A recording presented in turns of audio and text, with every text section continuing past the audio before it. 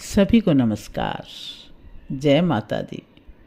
नवरात्रि के दौरान भक्त 9 दिन 9 रात 9 देवी की पूजा आराधना तो करते हैं, लेकिन इस बात की जानकारी कम लोगों को है कि ये 9 देवी कौन कौन हैं और इनकी उत्पत्ति किस तरह से हुई।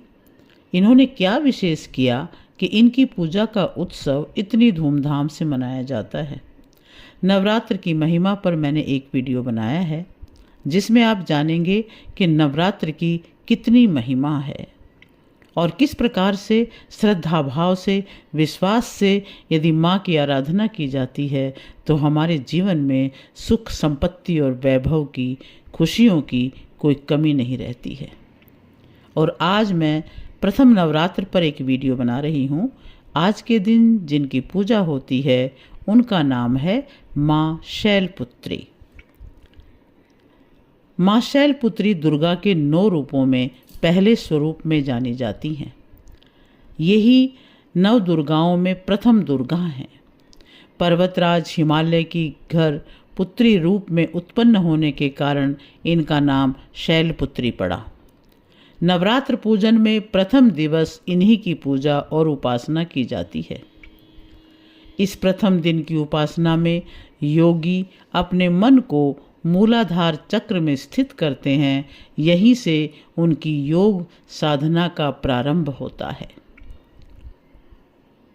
वृषभ स्थिता इन माता के दाहिने हाथ में त्रिशूल और बाएं हाथ में कमल सुशोभित है। अपने पूर्व जन्म में ये प्रजापति दक्ष की कन्या के रूप में उत्पन्न हुई थी। तब इनका नाम सती था। इनका विवाह भगवान शंकर जी से हुआ था।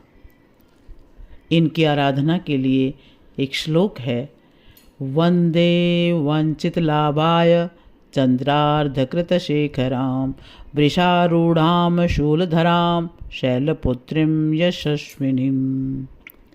इनके बारे में एक कथा है। एक बार प्रजापति दक्ष ने बहुत बड़ा यज्ञ किया। इसमें उन्होंने सारे देवताओं को अपना अपना यज्ञ भाग प्राप्त करने के लिए आमंत्रित किया, किंतु शंकर जी को उन्होंने इस यज्ञ में आमंत्रित नहीं किया। सती ने जब सुना कि उनके पिता एक अत्यंत विशाल यज्ञ का अनुष्ठान कर रहे हैं, तब वहां जाने के लिए उनका मन विकल हो उठा। अपनी यह इच्छा उन्होंने शंकर जी को बताई। सारी बातों पर विचार करने के बाद उन्होंने कहा, प्रजापति दक्ष किसी कारणवश हमसे रुष्ट हैं।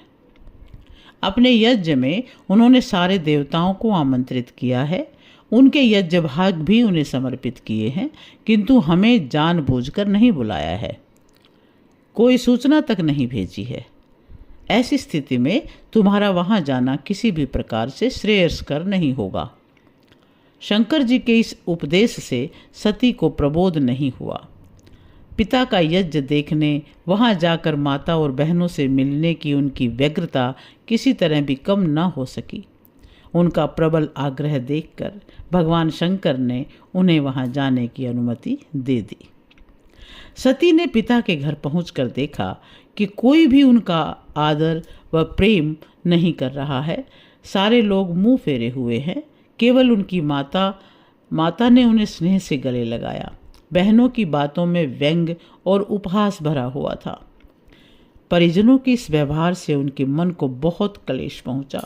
उन्होंने यह भी देखा कि वहां चतुर्दिक भगवान शंकर जी के प्रति तिरस्कार का भाव भरा हुआ है। दक्ष ने उनके प्रति कुछ अपमानजनक वचन भी कहे। यह सब देखकर सती का हृदय क्षोभ, ग्लानि और क्रोध से संतप्त हो उठा। उन्होंने सोचा, भगवान शंकर की बात न मानकर यहाँ आकर मैंने बहुत बड़ी गलती की है।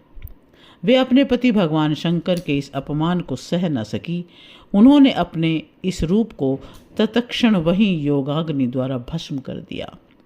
वज्रपात के समान इस दारुण दुखद घटना को सुनकर शंकर जी ने क्रुद्ध होकर अपने गणों को भेजा और दक्ष के उस यज्ञ का पूर्णतः विध्वंस करा दिया।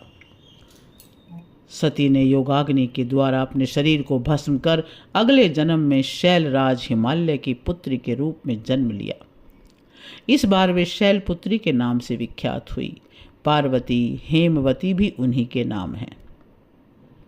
उपनिषद की एक कथा के अनुसार इन्होंने हेमवती स्वरूप से देवताओं का गर्व भंजन किया था। शैलपुत्री देवी का विवाह भी शंकर जी से ही हुआ।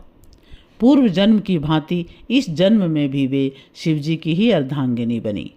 नव दुर्गाओं में प्रथम शैलपुत्री दुर्गा का महत्व और शक्तियाँ अनंत हैं। उनकी उपासना का मंत्र है ओम देवी शैलपुत्रै नमः। या देवी सर्वभूतेषु मां शैलपुत्री रूपेण संस्थिता नमस्तस्यै नमस्तस्यै नमस्तस्यै नमो नमः।